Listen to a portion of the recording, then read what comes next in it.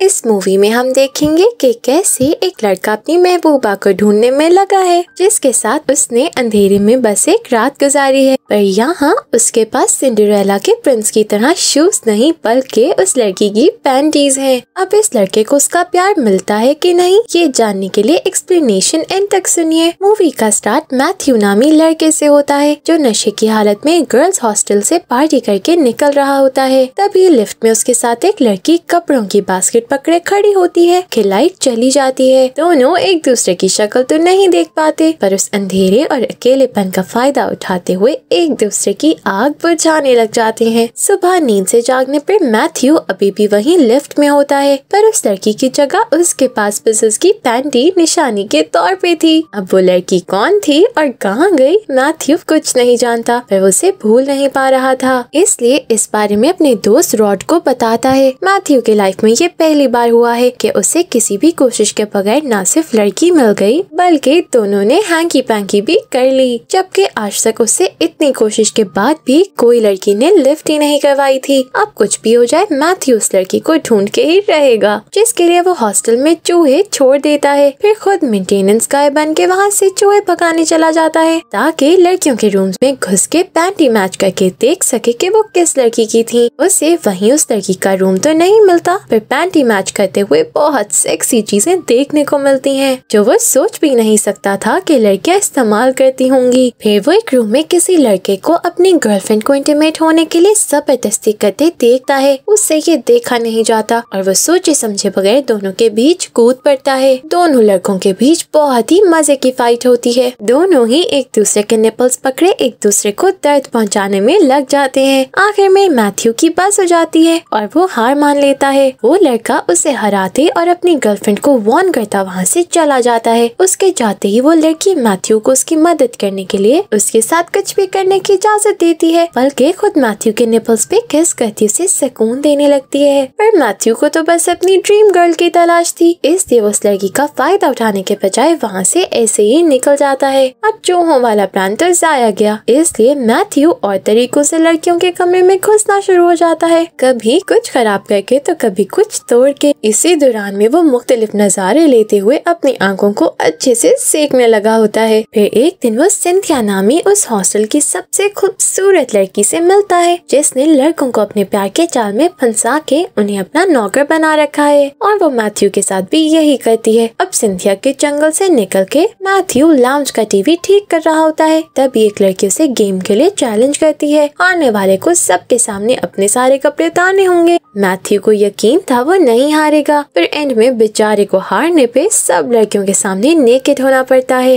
लेकिन उसका छोटा चेतन उसे मायूस नहीं करता और सब लड़कियां इम्प्रेस हो जाती हैं। मेंटेनेंस गाय बनने से तो कोई फायदा नहीं हो रहा था, इसलिए अब मैथ्यू साथ साथ अपनी बिल्डिंग से माइक्रोस्कोप की मदद से भी लड़कियों पे नजर रखता था। साथ साथ वो रॉड को हर लड़की के बारे में बताते हुए कहता है कि इन सबकी अपनी कहानियां हैं और इतनी लड़कियों में उसके लिए अपनी ड्रीम गर्ल को तलाश करना बहुत मुश्किल हो रहा है। एक और प्लान के तौर पे वो दोनों फेमिनिन एम्पावरमेंट की क्लास में चले जाते हैं ताकि मजीद लड़कियों से मिल सकें, पर मैथ्यू को मदद में एहसास होता है कि ये कितनी बड़ी गलती है और इसका उसके गेट्स पे बहुत बुरा असर पड़ सकता है। एक दिन मैथ्यू एक और लड़की का रूम चेक करते हुए वॉशरूम में फंस जाता है। वो लड़की वेंडी उसकी आंखों में स्प्रे करती उसे जख्मी कर रही होती है। तभी उसे एहसास होता है मैथ्यू उसका स्कूल का दोस्त था। मैथ्यू वेंडी को सब सच बता देता है। वेंडी को ये सब बहुत रोमांटिक लगता है, इसलिए वो भी मैथ्यू को उसकी ड्रीम गर्ल ढूंढने में मदद करना शुरू हो जाती है। आखिर में एक रूम में पहुंच के पैंटी मैच तो करती है, पर उस लड़की से मिलने पर मैथ्यू को पता चलता है कि वो लड़की बोल नहीं सकती, इसलिए वो मायूस वहाँ से निकल जाता है। कोई रास्ता ना नजर आने पर मैथ्यू स्कूल मैगजीन में एड लगवा देता है कि वो हॉस्टल की बेसमेंट में उस लड़की का हर थर्सडे इंतजार करेगा। अगर अभी वो सामने नहीं आना चाहती तो दोनों अंधेरे में ही एक दूसरे को जान सकते हैं, फिर एक दूसरे के सामने आएंगे। मैथ्यू कितने ही थर्सडे वहाँ उसका इंतजार करता रहता है, पर वो नहीं आती। फिर एक दिन वेंडी वहाँ आती है और मैथ्यू का मूड अच्छा करने के लिए उसे अपने साथ डिनर के लिए ले जाती है। दोनों साथ अच्छा टाइम गुजारते हैं और मैथ्यू कहीं न कहीं वेंडी को पसंद करने लगता है और दिल ही दिल में सोचता है कि वेंडी जैसी परफेक्ट लड़कियां खतरनाक हैं, क्योंकि ऐसी लड़कियों से सीधा प्यार होता है और ऐसी ही लड़कियों को घर लेके अपनी मदर से मिलवाया जाता है, जिसके बाद शादी शादी होगी और अपनी जिंदगी उनके हाथ में है। मैथ्यू की ड्रीम गर्ल को ढूंढने के लिए नेक्स्ट स्टेप के तौर पे वेंडी मैथ्यू को एक लड़की का रूप देती है और उसे कहती है कि जब ड्रिंक करके लड़कियां अपने होश में ना हो तब उनसे इस बारे में बात करे, वो बस सच ही बोलेंगी। ये प्लान भी काम नहीं करता तो कोई भी लड़की नहीं मानती कि उसने एलिवेटर में कुछ किया था। इस पे वेंडी एक बार फिर मैथ्यू को मायूस होने के बजाय समझाती है कि वो इन लड़कियों से बात करके इन्हें समझाने की कोशिश करे। हो सकता है कि उन्हें जान के उससे कोई ऐसी वाइब आ जाए जो उसकी ड्रीम गर्ल तक ले जाए या कोई लड़की खुद ही उसके साथ कंफर्टेबल होकर मान जाए। वेंडी का इस आइडिया को मानते हुए मैथ्यू हर लड़की के साथ टाइम गुजारने लगता है और उन्हें जानने की कोशिश करता है। जब वो सिंथिया से लड़की बन के मिलता है तो उसे एहसास होता है कि सिंथिया की लाइफ भी बहुत मुश्किल है। जैसा सबको लगता है वो बिल्कुल भी वैसी लड़की नहीं है, वो भी बहुत मुश्किलों से गुजरती है। इसके बाद मैथ्यू वापस से उस लड़की के साथ गेम लगाता है जिसकी वजह से लास्ट टाइम वो नेकेड हो गया था, पर इस बार वो एक आदमी का दर्द लड़कियों के सामने रख के उस लड़की को डिस्ट्रैक्ट करते गेम जीत जाता है। इस पर वो लड़की तो उसे चीटर कहती है, पर अपनी विमेन एम्पावरमेंट की क्लास में मैथ्यू को कुछ बोलने को मिल जाता है जिसे यकीन था कि उसकी टीचर को अच्छा लगेगा, पर वो तो जैसे मर्दों को सही बोलना ही नहीं चाहती, इसलिए मैथ्यू को फिर से इंसल्ट कर देती है। मैथ्यू डोरा नामी लड़की को खुदकुशी करते देखता है तो उसे बचाने पीछे जाता है, जहाँ वो उसे एहसास दिलाता है कि वो बहुत प्यारी है और किसी से कम नहीं है। ऐसा कहते वो एक लड़की को मरने से बचा लेता है। नेक्स्ट सीन्स में मैथ्यू वेंडी से मिलकर उसे बताता है कि कैसे वो लड़की बने लॉबी में बैठा था और उसका दोस्त रॉड वहाँ आ गया। अब जो रॉड कर रहा था और जैसे उसे देख रहा था मैथ्यू को तो अब समझ आ रहा था। तभी उसे एहसास हुआ कि गर्ल्स किस दर्द से गुजरती हैं और उन्हें रोज कितनी गंदी नजरें बर्दाश्त करनी पड़ती हैं। मैथ्यू कहता है कि आज उसे एहसास हो गया है कि औरतें मर्दों से कम नहीं है और यही डर है जो मर्द औरतों को आगे बढ़ने नहीं देते, क्योंकि वो जानती हैं औरत हर मुकाम पे मर्दों को हरा सकती है। मैथ्यू की ये बातें सुन के वेंडी को बहुत अच्छा लगता है। मैथ्यू जब कुछ ठीक करने जा रहा होता है तभी वो उसी लड़की के रूम के बाहर से गुजरता है जिससे उसने उसके बॉयफ्रेंड से बचाया था। दोनों बैठ के बातें करना शुरू हो जाते हैं। तभी वहाँ फिर से उस लड़की का बॉयफ्रेंड आ जाता है। लड़की को डरा देख के मैथ्यू उसके बॉयफ्रेंड से एक बार फिर से बहस करते उसे बचाने की कोशिश में लग जाता है। आखिर में मैथ्यू और वो लड़की उस लड़की को नीचे गिराते उसके बालों को स्टेपल गन से जमीन पे चिपकाते अपनी जान बचा के वहाँ से भाग निकलते हैं, पर वो लड़का अपने बाल काटते हुए उनके पीछे आ जाता है। अब यहाँ हम यही कह सकते हैं कि शायद मैथ्यू की किस्मत बहुत अच्छी थी। उस लड़की की पूसी से उसके सिल्वर बॉल्स निकल के गिर जाती हैं, जिनकी वजह से वो स्लिप होते वो लड़का जख्मी हो जाता है। उसे हराने की खुशी में मैथ्यू और वो लड़की रोमांस करना शुरू हो जाते हैं। जो मैथ्यू चाहता तो था कि रोमांटिक मूवीज की तरह परफेक्ट हो, पर वैसा कुछ नहीं था। लेकिन उस लड़की ने मैथ्यू को बहुत कुछ सिखाया। दोनों ने परफेक्ट तो नहीं पर बहुत ही हॉर्नी और रोमांटिक टाइम गुजारा जो शायद दोनों ना भुला सके।